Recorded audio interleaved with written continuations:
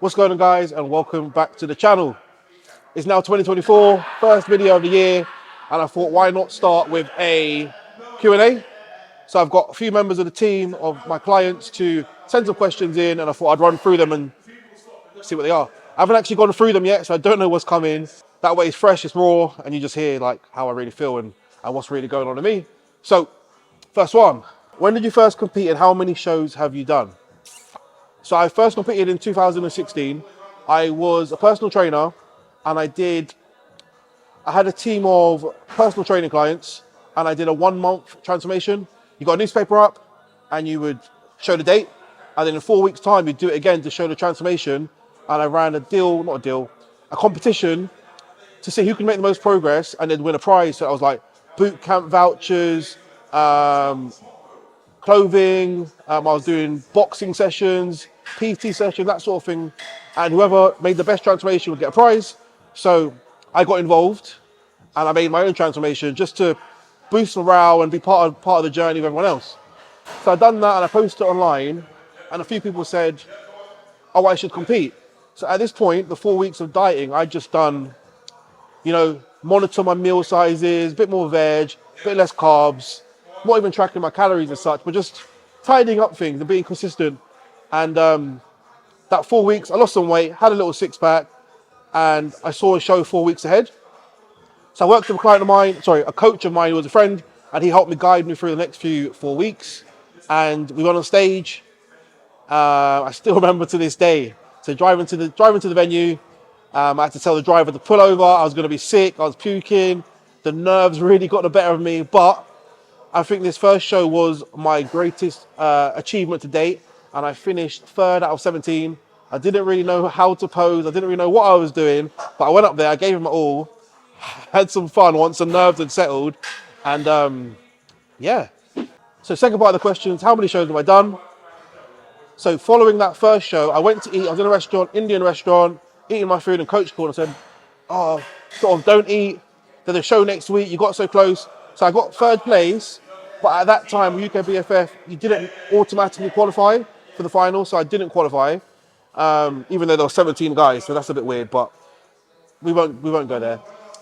So I was eating my food, he called, I stepped outside, took the phone call, and he said, stop eating, there's a show next week, let's do it. I didn't stop eating, but we did do the show, and I went up to, I think it was Wales at the time, and I finished 4th out of a fairly good lineup as well, so from there, the bug was born, and I am about, I want to say 20 plus shows done. I've done near enough every federation in the UK. I've done UK BFF, PCA, FitX, NFM, 2 Bros, of course. And yeah, now we are sitting here on IFBB PRO. Next question, what's your main motivation for competing? My main motivation for competing comes from sort of an inner drive to be competitive at whatever I do. So I have a football background. From the age of 5, I was playing football till about, I think, 28 or so. And I just loved the fact I was competing and doing better myself. And I got the opportunity to compete against others and beat people, quite simply. And like I said, 2016, I had done my first show and I really wanted to pursue that. So I was getting heavier, with bulking up, putting more muscle on to improve my physique. And it sort of wasn't going well with the football. So sort of one had to give, and where I was able to train on my own schedule and do all the things I need to bodybuilding wise, I took a step back a few years after. I think it was about 28, so 2018, 2019, I stepped away from football and focused fully on the bodybuilding, and yeah, the rest is a wrap really. Next question. Now you have your pro card, what's the long-term goal and short-term goal? So now I've got the pro card. Short-term goal is to compete this year, so 2024. I plan to compete and make my pro debut. And I really want to make my pro debut with a bang. I really want people to look at me and say, wow. And I want to be on Hart McGrath's YouTube channel. That's kind of the first goal. I want to place first call out, so I want to be in the top 6 of a pro show. And once I've achieved that, I want to win a show, quite simply, and qualify for the Olympia. I know it's a big ask and it's a big task and it's a lot to say without actually competing with the pros, but that is the long-term goal, and I guess that's the short-term goal as well. I think I have about 7 kilos in my weight cap. Now I'm a pro, so that's a lot of muscle to put on. So I've got a lot of room. I weighed in about 91 on the pro qualifier. Last pro qualifier I did in Denmark. I should have been a bit leaner, so I probably should have been at 90 or a bit less. So that gives me really 8 kilos of wiggle room to put tissue on and make the improvements I need to be a good pro, quite simply. Next question. What is your favorite training session? My favorite training session is, my least favorite training session is probably legs, for obvious reasons. Over the years, I've been a men's physique athlete, also playing football. I've not neglected them, but it hasn't been a priority of mine. I've always done them, but definitely my least favorite session. My favorite session, I would say, is chest. I enjoy lifting heavy weights. I enjoy previously ego lifting. I started back in the day in college, lifting weights at lunchtime and literally just bench pressing and just loving getting as strong as possible. So definitely that. I do enjoy a back day, but chest and shoulders definitely my most favorite days. Are you self-taught? How do you keep up to date with what the industry wants to see from competitors? I think it's a bit of everything in terms of how I've learned to be a coach and how I've learned to improve as an athlete. So I started dieting myself, like I mentioned earlier, little diet to keep up with my clients. And then that moved on to working with a coach who then helped me, navigate as a bodybuilder. I worked with him for a few years and I've worked with other coaches since then. And I'm always forever learning, asking questions and improving and utilizing their knowledge with my own clients. Currently with another coach who's a really good friend of mine, and I pluck his brain for so much information all the time. So shout out Hilly. And he always helps me and advises me. Alongside that, I do keep up to date with training courses. I invest way too much money on, you can't really invest too much money, but I invest a lot of money on courses online, so like J3 University and other things like that, on books and just other information to make sure I'm the best coach I can be for my clients. What does a successful client look like to you? That's a tough one. Well, it's not really. A successful client is someone who trusts me, trusts the process, and is willing to work and give everything they can. I'm happy for questions and I'm happy to teach and learn and educate from each other, because it's a process of working together to get your best or to get their best result. But it's about someone trusting me, trusting the process, and like I said, giving everything they can. What is my post-show ritual? I wouldn't call it a post-show ritual as such because it kind of varies, but it's normally, depending on the result, actually it doesn't depend on the result, but it normally involves whinging and whining briefly, depending if I won or lost, shoving the biggest cookie I can in my mouth, jumping on socials. I know we've got Instagram and I make a little video, letting people know the result, because normally lots of people are invested, and by putting it out on Instagram, I don't have to answer all these messages one by one. So just, yep, we won, or yes, we lost, and this is what happened.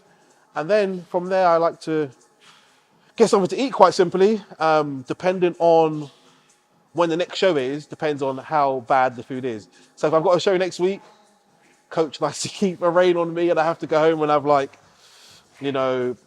oven chips and something clean and tidy. But if I don't have a show, I'm going to go find a pizza or some sushi and I'm going to just stuff my face until probably I can't move. Next question. So prep, no doubt, creates pressure and stress. What mental tools do you use to help? I try to think of every day, each show, one show at a time. So I normally line up loads of shows I'm interested in, but I like to focus on one show at a time, and I take that into one day at a time. So today, what are my tasks I need to complete? And you break them down to little tasks. So I need to wake up and do my cardio, I need to prepare my meals, I need to do my steps, I need to train. And once you start ticking those things off each day, you're like that much closer to your end goal. Next question. Do you think attitude and mindset is a factor in being successful? 1,000,000%. So the video beforehand, or one of the videos earlier, you've seen me go for a recap of the year, and I competed in smaller federations. No offense to them, but they are smaller than, you know, turning on IFBB Pro. And I didn't win them all. Some debatable, maybe some not debatable, but it doesn't matter. But getting that kick in the face quite a few times earlier in the season, it would have been a lot easier to just give up and quit, but then I wouldn't be sat here with an IFBB Pro badge, Pro card. So being resilient and you know, striving for what you want regardless of anyone else is going to get you where you need to be. What is one idea that experts in your field say that you disagree with? There's probably a lot, but one that comes to mind is deloads. So I think pre-planned deloads have no real place in bodybuilding. I think pre-planned deloads are taken away from potential progress. So if I'm running a training plan for 6-8 weeks and I've got a pre-planned deload, but I'm making progress, I'm happy, digestion's good, everything's smooth, why should I stop now just because someone's planned it in? I think a deload should come about based on feedback. So training's going down, motivation's going down, your mood, your sleep, your recovery, and all those things. And then you go, okay, cool. Take a step back, reset, and then push on rather than having it pre-planned.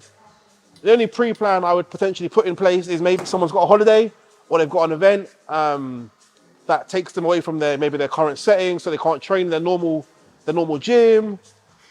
So they're away on holiday. So why not just have a break then and then come back and get to it? But really and truly, I think deloads should be based on feedback.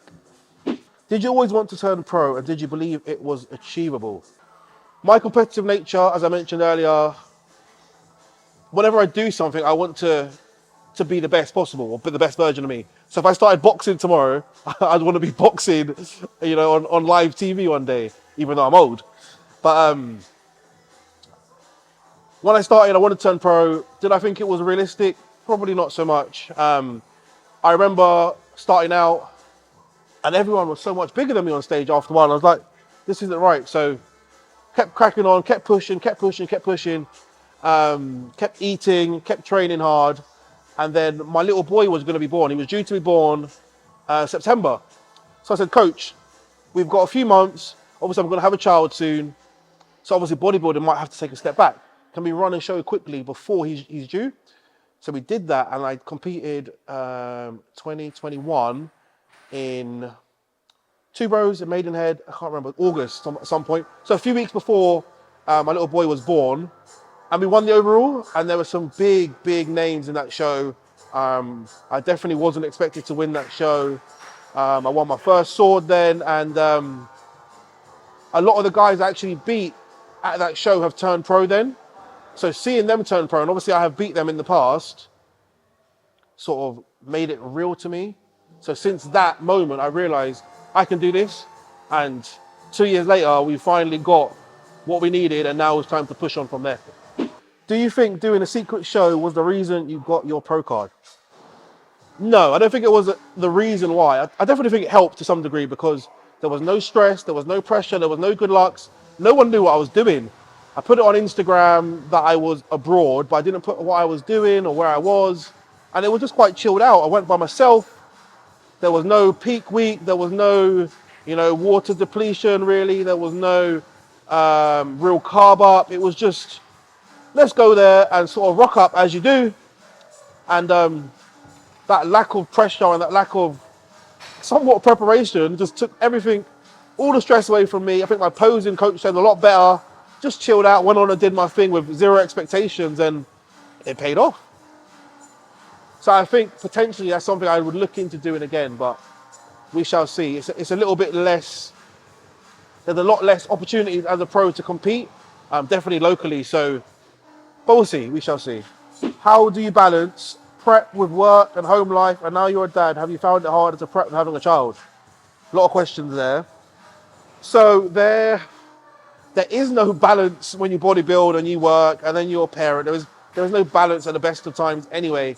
I think getting up early and ticking off boxes before little one's awake is a huge win. I was previously a primary school teacher, so I was doing that 4 days of the week, and I was working from, 8 till 4, let's say. And now that's been removed, I turned pro, 2 months after that? So removing that, focusing on my clients, focusing on me and my structure and my family has allowed me to, you know, be as effective and efficient as possible at doing what I need to do to get me where I need to be. Next question. What values are important to you when you think about the kind of business you want to build? Honesty, openness, communication. I know a lot of bigger coaches have a big roster of clients. So how much can you know each client?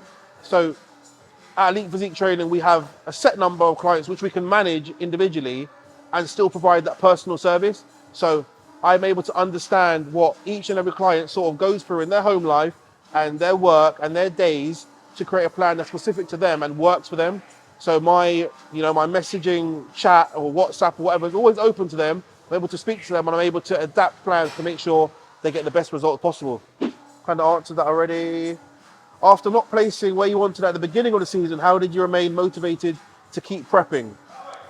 So not placing where I wanted to in the PCA, NFM, FitX, or not all of them, but in that sort of run of shows, what kept me going? So as soon as I finished that run of shows, I had a couple more weeks of teaching, and then I had a holiday. So I had a break with the family, I had some sunshine in Spain, chilled out, or still working, but I had some downtime, and it sort of set in my mind, like I've just given up my teaching job to pursue bodybuilding properly. And I was very much left unsatisfied with the run of results. So sort of put on my big boy pants, got back from holiday, and just got back to work.